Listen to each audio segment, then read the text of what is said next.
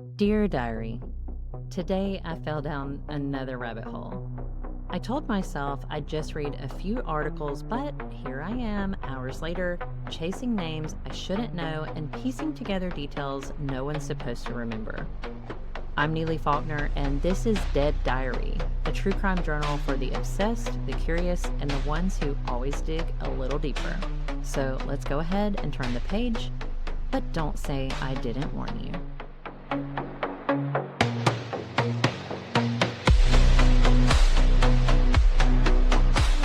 Welcome back to Dead Diary.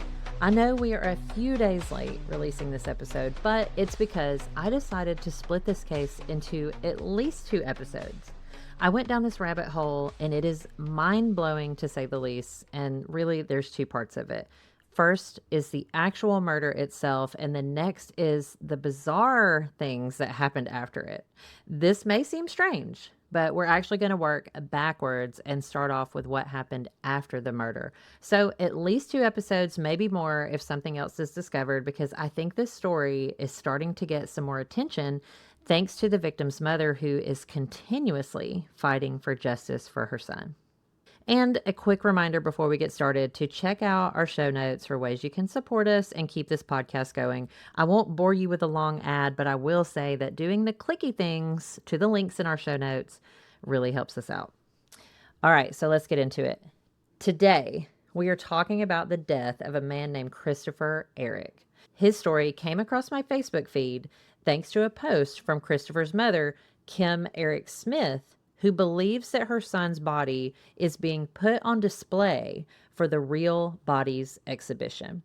If you've never heard of this exhibition, it is fascinating, but also very macabre because it's a scientific attraction and immersive experience that explores the human body using real human specimens. So think bodies donated to science type thing. The bodies at the exhibit have been preserved through a process called plastination, which replaces body fluids with reactive plastics that harden, providing the ability to preserve the bodies over a long period of time. So why does Kim think her son's body is on display at this exhibit? Well, you have to have a little bit of background here. On November 10th, 2012, Christopher Erick died of cyanide poisoning at the age of 23 in Midlothian, Texas. After he died, a paperwork mistake, and I'm using that term loosely, resulted in Christopher's body being recorded as unclaimed. Because of the mix-up, Kim says she never knew what happened to her son's body and she was never able to provide him with a proper burial. Several years after he died, Kim saw a news story about the Real Bodies exhibition in Las Vegas. And she says when she saw a photo of one of the bodies on display, she immediately knew that it was the body of her son. And she began pushing for DNA tests to confirm that the body was that of her son. But so far, her efforts have not been successful. My first question was, where did these bodies come from officially? Well, Dalian Hoffen Biotechnique Company Ltd. is a company that provides specimens to the exhibit. Organizers of the exhibit claim that all specimens are unclaimed bodies that have been donated to medical universities in China, that they are donated legally, and have all died of natural causes. In theory, this should not be Christopher's body. We know that his body ended up being unclaimed due to that paperwork mistake, but according to the criteria listed, Christopher's body should never have ended up there because this happened in the US and Texas, not in China. Despite this, Kim thinks there were 4 plastinated bodies at the exhibit posed as the thinker. And she's gone to great lengths to find photos of the body she believes is his. And she posted a bunch of comparison photos of that body with photos of Christopher when he was alive. And let me just say, I'm pretty convinced. There are definitely some similar facial features, even though the body is plastinated, and some layers of skin are missing, and even part of the skull where the brain is exposed.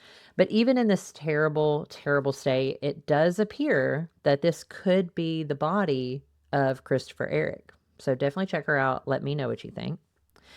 And more so than just believing this body looks like Christopher, Kim did a serious deep dive and tracked the movements of this body, cross-referencing addresses and different businesses and license numbers. I mean, it is more than just a feeling that it is her son, but rather a detailed paper trail that she believes proves is the body of her son. Now, Kim says, according to a news article, his body was placed on display at the exhibit in Las Vegas in 2016. But then by April of 2025, the body is no longer in the exhibit and hasn't been seen since, which perhaps is no coincidence, seeing as to how Kim's claims began reaching national and even international news publications prior to that. Then suddenly, the body disappears. I mean, this is a huge blow to Kim because she had stated publicly she felt that the plastinated body would be able to provide DNA to compare to show that it was Christopher. But with that body gone, she's continuing to try to track it down. On Kim's Facebook page, she has shared an article from the New York Post regarding over 300 piles of human ashes that were discovered by hikers in Searchlight, Nevada, right outside of Las Vegas, just a couple of months ago. And tests on these ashes confirmed it is human cremains, but there is no identifying information for any of them.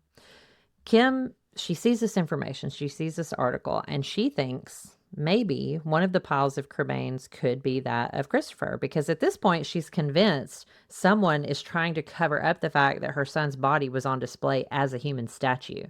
And she says she called Las Vegas Metro PD and the Office of Land Management to try to provide a tip into these cremains, because the article she read said federal investigators had no idea where these cremains came from. But she said no one was able to take the tip, and they referred her to Crime Stoppers, who then suggested she contact her local PD. So they give her a runaround. They act like they have no idea what she's talking about, and she's back to square one. However, there is some good news here, because the cremains were preserved in individual urns by a place called Palm Mortuaries in Nevada, who did this as a free service.